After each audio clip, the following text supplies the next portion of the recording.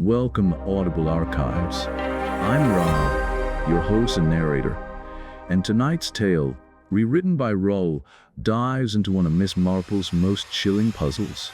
A man marked for death, a coded message hidden in plain sight, and four suspects living under the same roof. In this story, truth whispers and treachery blooms.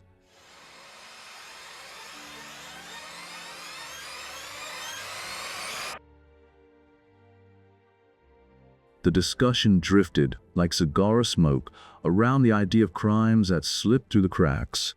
Not unsolved ones, unseen ones, crimes that never even make it to the first whisper of suspicion. Everyone had something to say. Colonel Bantry booming his opinions, his plump wife countering him with cheerful promptness. Jane Hellier tossing in guesses with breathless drama. Dr. Lloyd offering deliberate, thoughtful observations. Even Miss Marple, knitting with the serenity of a woman who has already measured the world and found it wanting. The only silent figure was the one man everyone instinctively deferred to. Sir Henry Clithering, former Commissioner of Scotland Yard, sat quietly stroking his mustache, a faint smile playing at the edges of his mouth, as though privately amused by a thought the rest of them hadn't caught up to yet. Finally, Mrs. Bantry snapped. "Sir Henry, if you don't say something, I shall absolutely scream. Are there many crimes that go unpunished or not?" Sir Henry's eyes flickered toward her. "You're thinking of the newspapers, Mrs. Bantry, the headlines that shout Scotland Yard blunders again, followed by a list of mysteries that haven't been solved. Which I suppose is really a small percentage of the whole?" Dr. Lloyd asked. "Yes," Sir Henry agreed. "The hundreds of crimes we do solve rarely get fanfare. Success seldom makes news. But you're asking the wrong question. When you speak of undiscovered crimes and unsolved crimes, you're talking about two entirely different things." Mrs. Bantry blinked. "Oh, in the first category," Sir Henry said slowly, "are crimes that Scotland Yard never even hears about. Crimes no one knows were committed at all." "Oh, but surely there aren't very many of those," Mrs. Bantry protested. "Aren't there?" Sir Henry asked mildly. Miss Marple spoke then, quietly, as though stating a fact about gardening. "I should imagine there must be a very large number." "Oh, Miss Marple," Colonel Bantry groaned. Miss Marple didn't flinch. "A lot of people are stupid," she said serenely. "And stupid people get caught sooner or later. But there are plenty of people who aren't stupid, and one shudders to think what they might accomplish unless they have very deeply rooted principles." Sir Henry nodded. "Exactly. How often do crimes come alight purely because of a breathtakingly foolish mistake? And each time, one wonders, if that blunder had not occurred, would the crime ever have been known at all?" "That's very serious, Clithering," said Colonel Bantry stiffly. "Very serious indeed." "Is it?" Sir Henry asked. "What do you mean, is it?" "Of course it is." Sir Henry smiled gently. "You say crime goes unpunished. Perhaps by the law. Yes. But cause and effect operate quite independently of the law. It's a platitude to say every crime brings its own punishment, but I believe it's more true than people like to admit." Colonel Bantry spluttered, but serious. 99 people out of 100 agree with you," Sir Henry said. "But you see, it isn't guilt that truly matters. It's innocence." Jane Hellier blinked in confusion. "I don't understand." Miss Marple nodded calmly. "Oh, I do." She folded her hands over her knitting, speaking as if reciting a simple village tale. "When Mrs. Trent lost half a crown from her bag, the person who suffered most was her daily woman, Mrs. Arthur. Naturally, the Trents suspected her. They didn't accuse her. They're kind people, but they never left her in charge of the house again. Others heard whispers, and everything began to change for Mrs. Arthur." Miss Marple paused. "Then, by sheer luck, by providence, I call it, Mrs. Trent saw the governess take money from a bag, reflected in a mirror.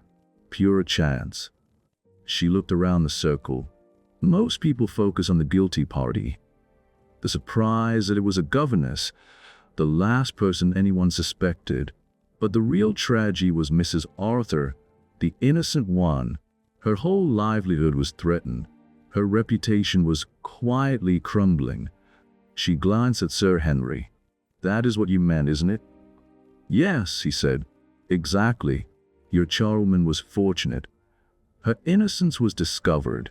But some people may go their whole lives weighed down by suspicions that were never deserved." Mrs. Bantry leaned forward.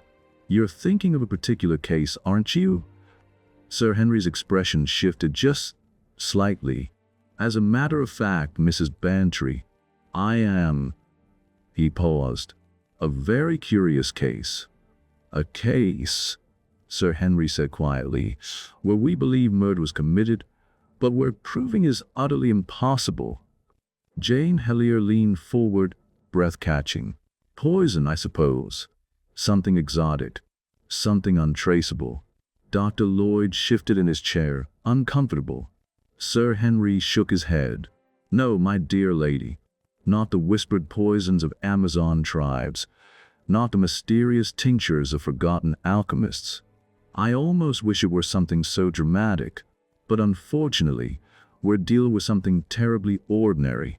So ordinary that the truth, even if known, can never be proved." He paused. "An old man fell down a staircase and broke his neck. One of those regrettable domestic accidents that happen every week." A cold hush slid to the room. "But what really happened?" Jane whispered. "We can't say."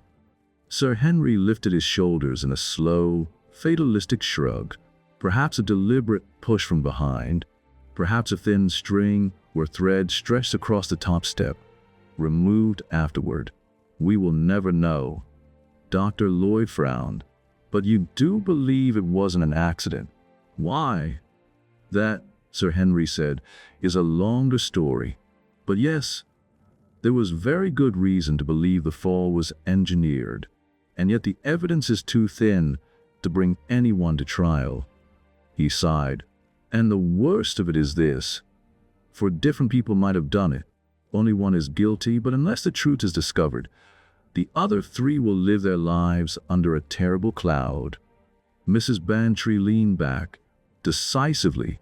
"Then, Sir Henry, you'd better tell us a long story." Sir Henry smiled faintly. "It needn't be too long. I can condense the beginning." He settled back in his armchair, the firelight throwing sharp angles across his face. "It begins in Germany, with a secret society called the Schwartz Hand, the Black Hand, a vile network of blackmail, intimidation, and murder. Something like the Camorra, at least as the public imagines it." He steepled his fingers. "It sprang up quickly after the war, so quickly, and grew so aggressively that the authorities were nearly powerless. Victims everywhere, silence everywhere, and loyalty among its members so absolute that almost no one could be persuaded to betray it. No one in England ever heard much about it, but in Germany it became a shadow hanging over the entire population. It was eventually destroyed through the efforts of a single man." He paused. "A man named Dr. Rosen." Miss Marple murmured. "Rosen, yes. That sounded like a strong-minded man." "Oh, he was..." Sir Henry agreed. "Rosen had been prominent in Secret Service circles for years. He infiltrated the Schwartz Hand, worked his way to the center, and when the time came, he destroyed it from within. He looked straight into the fire, but in doing so, he effectively signed his own death warrant. No one breathed.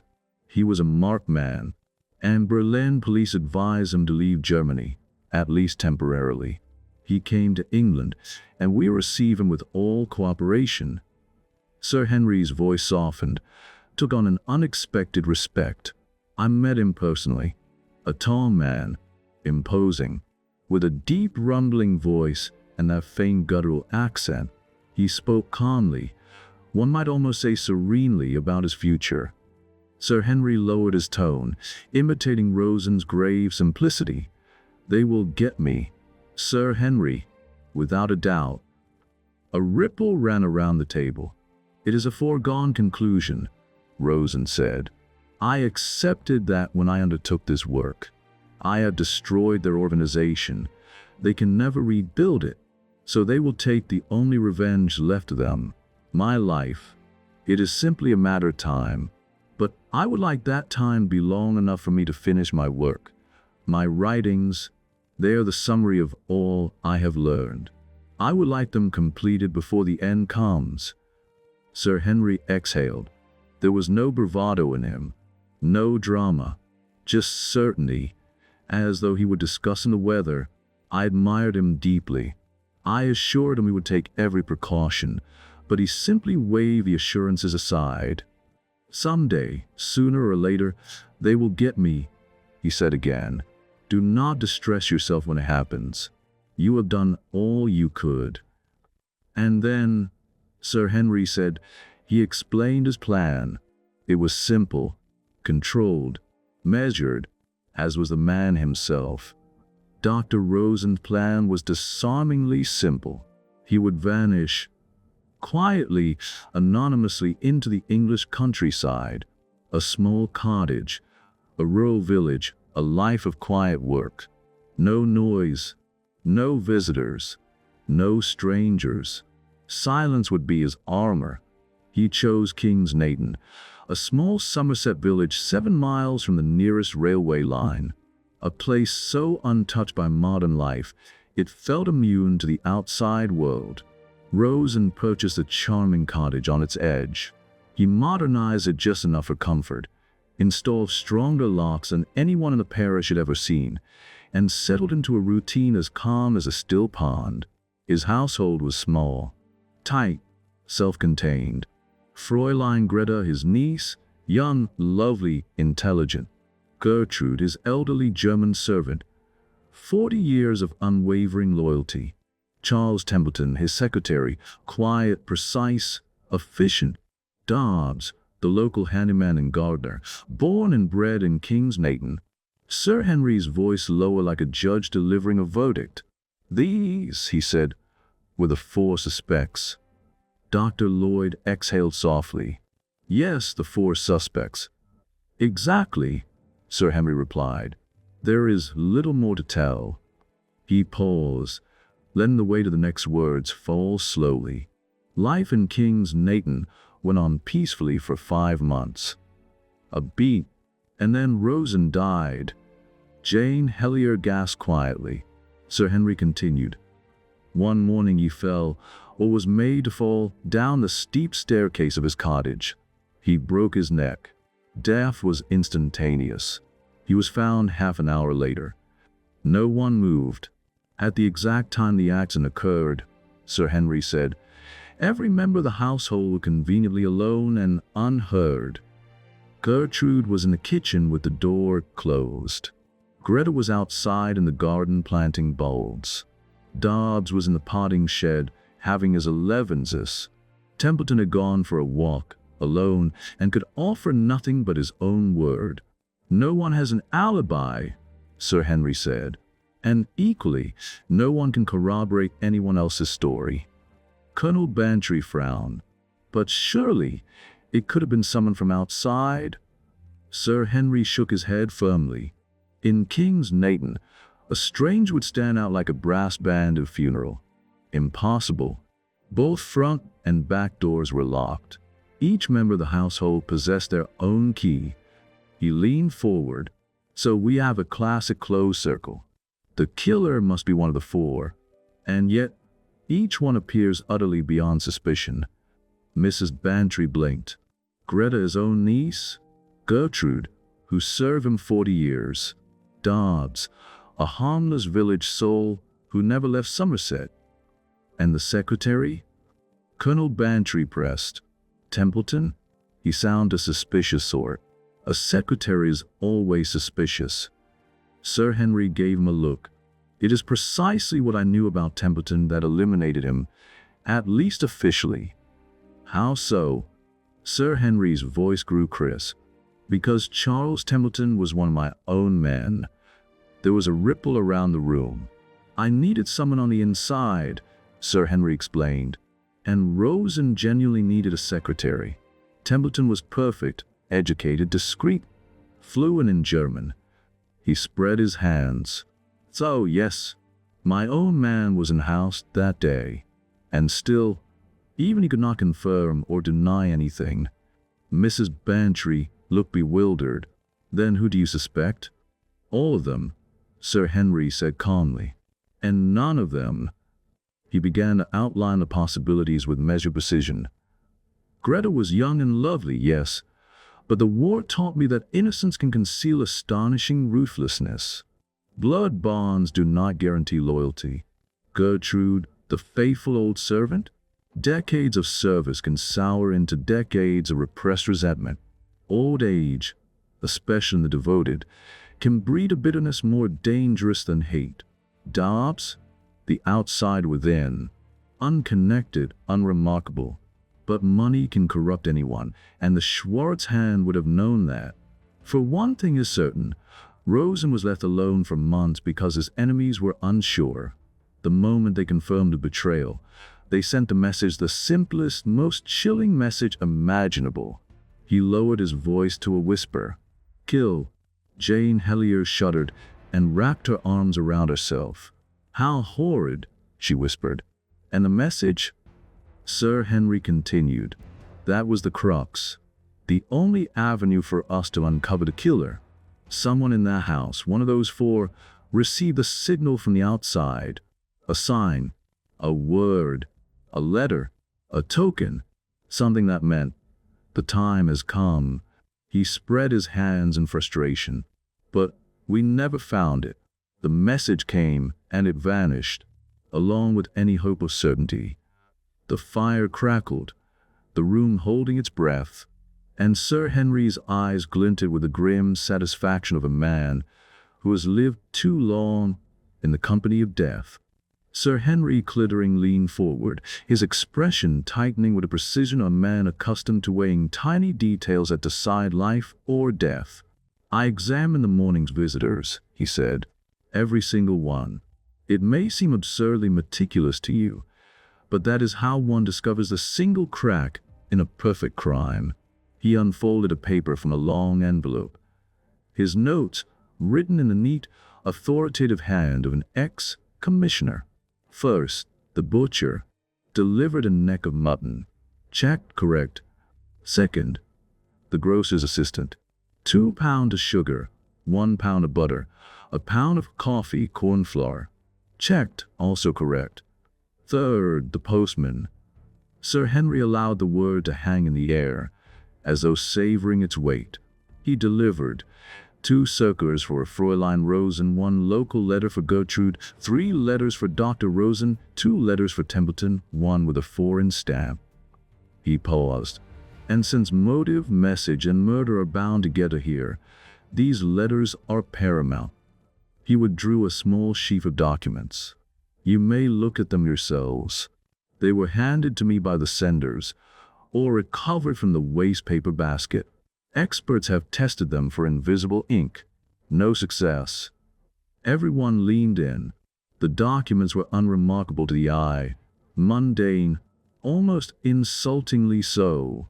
A nursery catalogue, a London furrier's advertisement, a bill for garden seeds, a stationery invoice, and then the letter, the one that mattered. Sir Henry read it aloud. My dear Rosen, just back from Dr. Helmut Spath's. I saw Edgar Jackson the other day. He and Amos Perry have just come back from Tsingtao. In all honesty, I can't say I envied them the trip. Let me have news of you soon. As I said before, beware of a certain person. You know who I mean, though you don't agree. Yours, Georgine. The room stirred.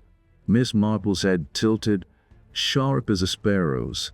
In all honesty, she repeated quietly, with a capital H. Mrs. Bantry blinked, startled. Why, so it is. Miss Marple only smiled, gently triumphant.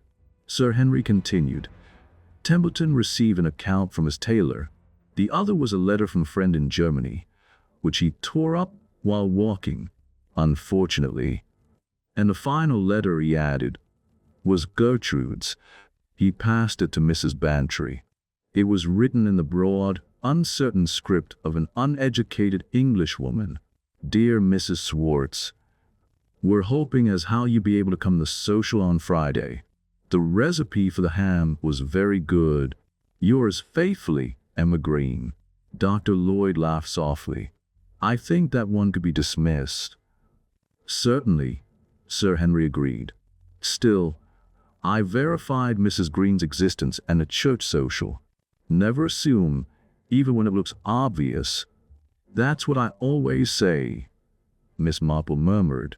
Dr. Lloyd turned to her, amused. Our friend here is deep in thought. What is it now, Miss Marple? Miss Marple blinked, as though waking from a reverie. So stupid of me, she said mildly, but I was wondering why honesty had a capital H. A small silence followed. Everyone looking at her now with sharper interest. Colonel Bantry, Sir Henry prompted, what strikes you? A warning, the colonel said promptly. Jolly clear warning. But against whom? Sir Henry nodded. There is a peculiarity about the letter. Templeton swears Rosen opened a breakfast, skimmed it, and tossed it over to him with the remark, I don't know who the fellow is from Adam, but wasn't a fellow, said Jane Helier, triumphant as a child spotting a hidden object. It was signed Georgina. Dr. Lloyd studied it. Could be Georgie. Hard to say, but the handwriting looks masculine. Colonel Bantry snapped his fingers. Aha! So Rosen tosses it aside on purpose. Pretends not to know the sender. Why? Watching someone's reaction, maybe? Greta's? Templeton's? Or even Gertrude's bringing the bacon? Mrs. Bantry frowned at the paper. It is peculiar, yes, very peculiar. Miss Marple moved closer to her, laid a fingertip on the sheet. They whispered together in low, decisive tones. Jane Helier, impatient, broken.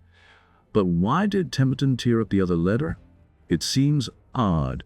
Why does he get mail from Germany? If he's not suspicious. Miss Marple looked up sharply. Sir Henry never said he wasn't suspicious. He said only for suspects. The word seemed to settle over the group like dust on still water. For suspects, each with motive, each with opportunity, each with a letter meaningless on the surface, but one of them carrying a message of death, and a capital H glowed like a tiny flame in the middle of the page. Miss Marple's quiet voice broke the hush. So that shows, she observed gently, that you include Mr. Templeton, Sir Henry. Am I right? Sir Henry inclined his head gravely. Yes, Miss Marple. I learned one thing through bitter experience. Never assume anyone is above suspicion. Earlier, I gave you reasons, highly unlikely but still possible, for the guilt of the niece, the old servant, and the gardener. At the time, I held Templeton apart. He paused. But when I forced myself to apply the same test to him, I reached an uncomfortable truth. Every army, every navy, every intelligence service has its traitors. Much as we hate to admit it, they exist. He leaned back, eyes troubled. So I examined the case against Charles Templeton as coldly as if he were a stranger. His tone hardened. Why? I asked myself, was he alone unable to produce the letter he received that morning? And a letter, remember, bearing a German stamp. Sir Henry spread his hands helplessly. I put the question to him directly. Why did he have letters from Germany? The answer had been simple, too simple. His mother's sister married a German. The letter was from a girl cousin. Perfectly reasonable, and yet it told me something I had not known. Templeton had family ties in Germany. That placed him squarely on my list of suspects. He drew a slow breath, And in all fairness, he stand at the top of that list. A silence fell over the room. Even Jane Helier was subdued. Sir Henry's voice grew low. You see, this is not about punishing a murderer. It is about something far worse. The slow blighting of an innocent man's life under the weight of suspicion I cannot prove or disprove. Miss Marple coughed delicately.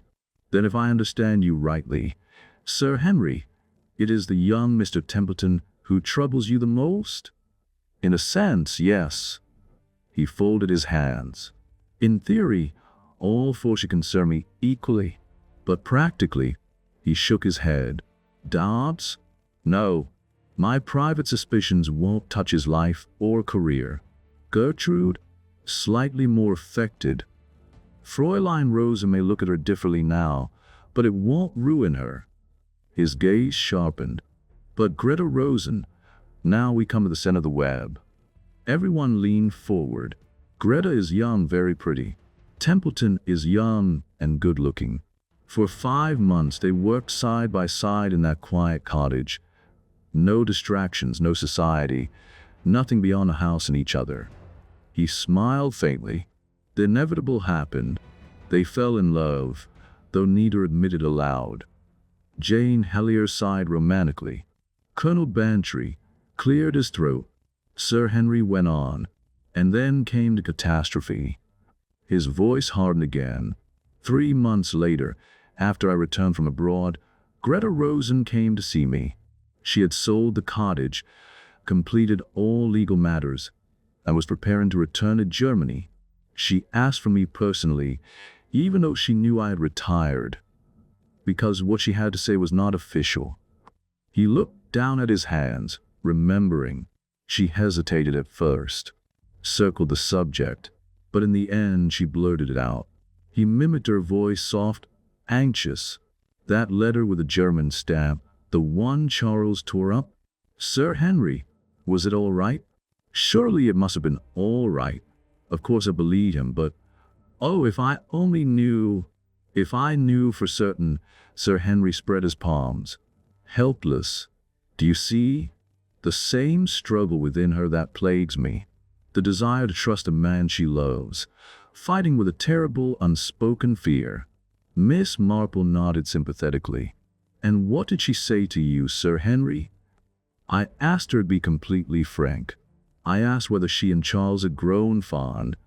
He paused. She answered without hesitation. I think so. Oh yes, I know it was so. We were so happy. Every day passed so contentedly.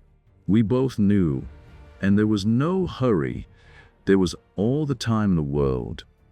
His voice softened. Until, of course, there wasn't.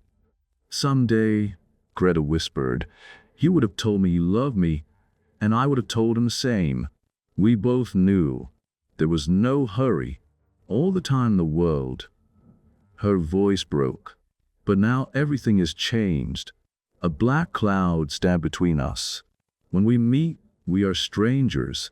We speak carefully, as if afraid of our own words. She twisted her hands together. It is the same for him as for me. I am sure of it. Both of us are thinking the same silent thought.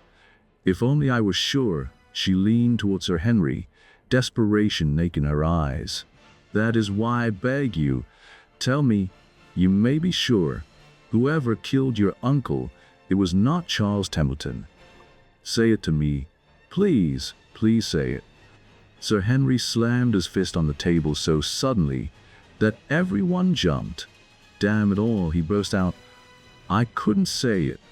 The room went still. They'll drift apart, those two, he said hoarsely. Suspicion standing between them like a ghost. And you can't lay a ghost like that. Not with words. Not without proof. He sank back, suddenly looking old, his face lined with helplessness. There's nothing more we can do, he murmured.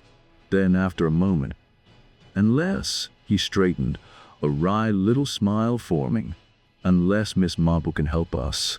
I've an idea that letter, the one with the church social, might be in her line. It reminds me of the sort of thing she always notices. Something plain as day once pointed out. He looked at her with open hope, an extraordinary sight from a man who once commanded Scotland Yard. Can't you help them, Miss Marple? Two young people who deserve a chance at happiness. Miss Marple folded her hands over her lace, her face mild and thoughtful. It does remind me just a little of Annie Pulteney, she said quietly. Sir Henry blinked. What on earth has Annie Pulteney got to do with German secret societies? Miss Marple smiled. Oh, nothing at all. Only, yes, the letter is perfectly plain. To Mrs. Bantry and myself, at least. I don't mean the church social letter, but the other one. You and Colonel Bantry are not gardeners. Sir Henry, you wouldn't notice. Notice what? Mrs. Bantry reached for a catalogue, flipped it open, and began reading aloud with relish. Dr. Helmut Spath, pure lilac, Edgar Jackson, brick red chrysanthemum type, Amos Perry, brilliant red, Sintao, vivid orange, honesty rose and white shades. She dropped the catalogue with triumphant force. Dahlias. Miss Marple nodded serenely, and their initials spelled death. A ripple of shock went around the room.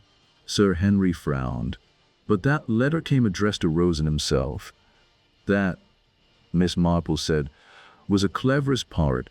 They warned him without warning him. A letter from a stranger filled with names he didn't recognize. What would he do? Naturally, he'd toss it across the table to his secretary. A slow realization dawned. Sir Henry whispered. Then, Templeton? Oh, dear no, said Miss Marple. On the contrary, that is what makes it absolutely clear the secretary is innocent. If he were guilty, he would never have allowed that letter to be found, nor would he have torn up a German letter addressed to himself. Really, his innocence is, if I may use a word, quite shining. Sir Henry stared at her. Then who? Miss Marple's voice dropped to the softness of inevitability. Well, who else was at the breakfast table? Who else received the gardening catalogue in the same post? Who else would understand immediately that the list was nothing but a coded message? Sir Henry whispered, Greta Rosen, quite so. She read it, naturally. Anyone would. And that was that. He sighed back, stunned. Then her visit to me, her tears depleting. Gentlemen never see these things, said Miss Marple kindly. And I'm afraid they often think we old women are being, well, cats, when we notice them, but we cannot help seeing through our own sex. Her needles clicked softly. I've no doubt there was a barrier between them. The young man suddenly felt a strange, nameless repulsion, just as she did, not from guilt, but because each sensed something they couldn't understand. She sighed. It was the cold word. That was what frightened her. Not guilt, not murder, but the knowledge that a message had come and that someone in the house must have been his target. She folded her knitting neatly, and she feared, poor child, that it might be him. Miss Marple reveals the last truths. Miss Marple folded her hands. Her manner mild as ever, but her eyes, those deceptively gentle eyes, held something sharp. She suspected. Miss Marple said softly, not with reason, you understand, but with instinct. And instinct can be a dreadful thing. It leaks into your tone, your glance, your smallest hesitation. He couldn't help it. And I truly believe the girl's visit to you, Sir Henry, was nothing but spite. She knew she was safe.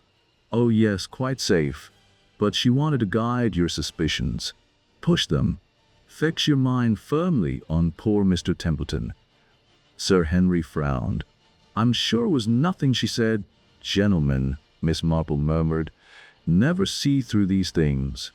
He stared at her. And that girl, he stopped, his jaw tightening. She commits a cold-blooded murder and walks away? Miss Marple shook her head gently. Oh no, Sir Henry, not untouched. Neither you nor I believe that. A life like hers, surrounded by blackmailers, fanatics, violent men, what future can it bring? People like that always turn on each other. She's chosen her company, and her punishment will come.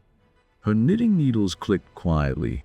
But you said yourself earlier, you mustn't waste pity on the guilty. It's the innocent who matter. Mr. Templeton, for instance, who will almost certainly go on to marry that German cousin of his. His tearing up her letter. Well, that's suspicious in a different sense. More the sort of thing a young man, in love, might do. A bit afraid the wrong girl might ask questions. A ripple of amusement ran through the room. And then there's Dobbs, Miss Marple continued, though I dare say nothing will disturb him so much as missing his elevenses. Even Sir Henry smiled. But old Gertrude, Miss Marple's voice softened. She's the one I worry about. A lonely old soul, years of faithful service, and now left to brood in that empty cottage, feeling herself suspected. It's just like poor Annie Pulteney and Miss Lambswill. 50 years of loyalty and suspicion crushed her. Only after she died was the missing will found, tucked safely away where Miss Lamb herself had forgotten it. Too late for Annie. She looked at Sir Henry with sudden urgency. You will write to Gertrude, won't you? Just a little note saying her innocence is certain? Her dear old master dead, and now this terrible shadow over her? Oh, it won't bear thinking about. Sir Henry swallowed. I will write, he said quietly. You know, I will never quite understand you, Miss Marple. Your perspective is always so unexpected. My outlook is very petty, I fear, she said humbly. I hardly ever leave St. Mary Mead. And yet, Sir Henry said slowly, you solve something that touches the edges of international crime. I am absolutely convinced you're right. Miss Marple blushed faintly and then, like a cat pleased with sauce or cream, straightened her shoulders. I was well educated for my time, she admitted. My sister and I had a German governess, a very sentimental creature. She taught us the language of flowers, quite forgotten nowadays, but rather charming. A yellow tulip, for instance, means hopeless love. A china aster means I die of jealousy at your feet. She nodded toward the coded letter. That signature, Georgine, is actually a variety of Dahlia in German. Once I saw that, everything became perfectly clear. I wish I could remember what Dahlia stands for, though my memory isn't what it was. At least it didn't mean death, Sir Henry said dryly. No, indeed. Horrible to use flowers that way. Mrs. Bantry sighed. There are very sad things in the world. True, said Sir Henry, but we have our gardens, and our friends. And she lists the gardens of her friends. Dr. Lloyd teased. Jane Hellier, lost in her own dream world, murmured, a man used to send me purple orchids every night to theater. I await your favors. That's what purple orchids mean, Miss Marple said cheerfully. Sir Henry choked politely and turned away. Suddenly Miss Marple gave a small triumphant gasp. I remembered. Dahlia means treachery and misrepresentation. Sir Henry bowed his head in admiration. Wonderful, he said. Absolutely wonderful. And then very softly and heartbreaking. You just heard The Four Suspects, narrated by Rob and rewritten for Audible archives by Raul. If this twist of coded clues and quiet danger kept you guessing, don't forget to like, comment, and subscribe. Stay curious and stay listening.